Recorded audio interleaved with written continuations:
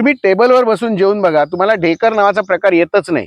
कारण ते जे अन्न आहे हे लेअर वाईज वरनं खाली खाल जातच राहतं. त्यामुळे त्या टेबलाखाली गेलेलं पोट किती पुढे येतंय हे लक्षातच येत नाहीये. वदनी कवळ घेता नाम घ्या श्री हरीचे, सहज आवन होते नाम घेता फुकाचे. जीवन करी जीवित्वा अन्न हे पूर्ण ब्रह्म, उदर भरण नो हे जाणीजे यज्ञ कर्म. जय जय रघुवीर समर्थ. माझ्या समोर एक छान ताट वाढलेलं आहे, दिसत नाहीये तुम्हाला? मला दिसतंय. सूक्ष्मातनं वाढवून ठेवलंय. असं मस्त भरलेलं ताट आहे. तिकडे लोणचं आहे, इकडे मीठ आहे, इकडे आवळ्याचं मुरावळा दिसतोय, इथे दही आहे, इथे मेथकूट आहे, इथे पापड आहे, इथे भजी आहेत, इथे पाण्याचा तांब्या आहे, इकडे वाटण्याची उसळ आहे, डाळीची आमटी आहे, ताक आहे, सोलकडी आहे, मस्तपैकी जिलबी आहे, भाकरी आहे, भात आहे, वर वरण वाढलेलं आहे, लिंबाची फोड, वर मीठ आणि खाली हिरवगार पान. असं जे काही रंगीत संगीत जेवण आणि रंगीत संगीत माणसांबरोबर पंक्तीमधलं जेवण हे अप्रतिम असतं. खाली बसून जेवण्याची भारतीय पद्धत त्याची मजा काही वेगळीच होती. जेव्हा मी असं खाली वागतोय आणि तिथलं लोणचं खातोय, इकडची भाजी खातोय, इकडचा भात जेवतोय, मध्येच पाणी पितोय, उजव्या हाताने जेवतो, दोन हाताने जेवत नाही, एकाच हाताने जेवायचं असतं, दोन हातांची लढाई नाही, काटे सुर्या चमचे कोयते कुऱ्हाडी असं काही हातात घेत नाही. त्यामुळे शांतपणे जेवायचं, एकाच हाताने जेवायचं. या हाताची 5 बोटं जी आहेत तेवढीच अन्नाला लागली पाहिजेत. हा भाग अन्नाला लागता नये. खाली बसण्याचा हा पण एक नियम लक्षात ठेवायचा असतो. जेव्हा आपण जेवतोय ना तेव्हा ते अंगावर सांडू नये यासाठी पुढे वाकावं लागतं. जेवढ्या माझ्या मांडीची लांबी आहे तेवढ्या रुंदीमध्ये मला माझं तोंड खाली घ्यावं लागतं. आणि हे जेव्हा तोंड खाली घेतोय आणि मी जेवतोय, 2-4 घास घेतले, 32 वेळा घास चावला, ही जी माझी ऍक्शन आहे पुढे मागे होणं, लघु अंशामध्ये मी लघु कोणामध्ये मी फिरतोय, मध्येच मी पाणी पितोय, हे जे काही आहे यामध्ये पोटातला जो मिक्सर आहे तो व्यवस्थित फिरत राहतो. त्याच्यामध्ये तयार झालेला गॅस वरनं बाहेर यायला मदत होते. त्यामुळे माझं पोट भरलंय का याची एक पावती मिळते. ढेकर येणे म्हणजे पावती. तुम्ही टेबलवर बसून जेवून बघा, तुम्हाला ढेकर नावाचा प्रकार येतच नाही. कारण ते जे अन्न आहे हे लेअर वाईज वरनं खाली खाल जातच राहतं आणि त्याच्यातनं आतडी हालतच नाहीये. त्यामुळे त्या टेबलाखाली गेलेलं पोट किती पुढे येतंय हे लक्षातच येत नाहीये. बसून जेवण्याचा हा फायदा आहे. हे फक्त भारतामध्येच, अन्य ठिकाणी आणि भारतातही पूर्वीच्या काळी उकिडवं बसून जेवायची पद्धत होती. हे जे मी बसतोय ना हे आताची पद्धत आहे. याही प्राचीन काळातली जी पद्धत आहे ही तर उकिडवं बसूनच जेवायचं. म्हणजे कसं? उकिडवं म्हणजे ज्या पद्धतीत मलविसर्जन त्याच पद्धतीमध्ये अन्न ग्रहण करायचं.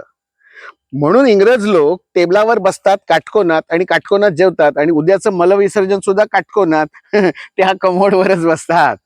असा तो सगळा प्रकार आहे.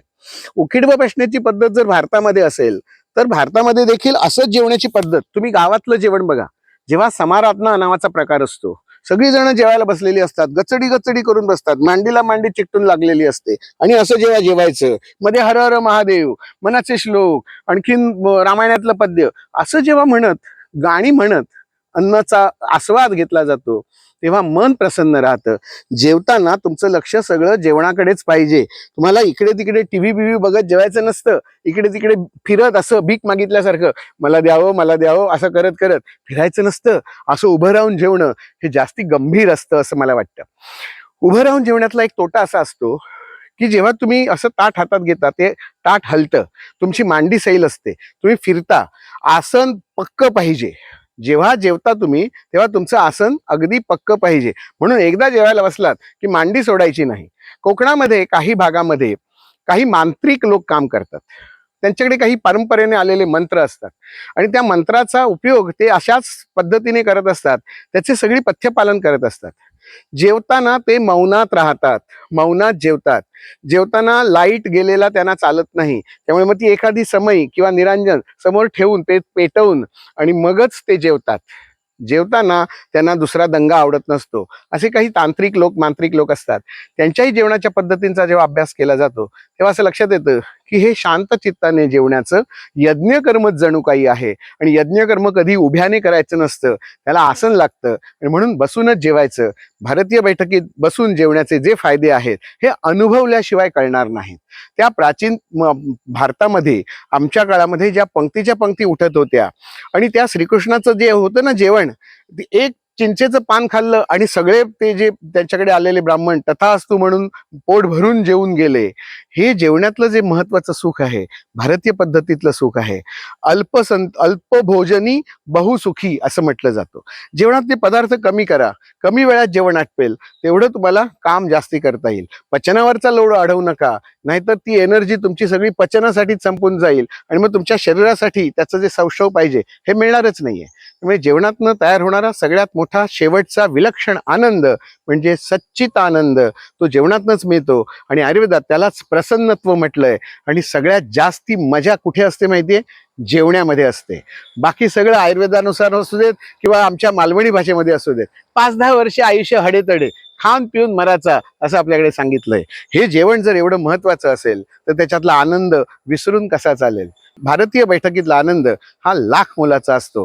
कधीतरी जेवायला सुरुवात करा. श्रावण महिना आहे, या महिन्यामध्ये तुम्ही अशा पद्धतीने जेवायला जर सुरुवात केलीत तर तुम्हाला त्यातला आनंद नक्की घेता येईल.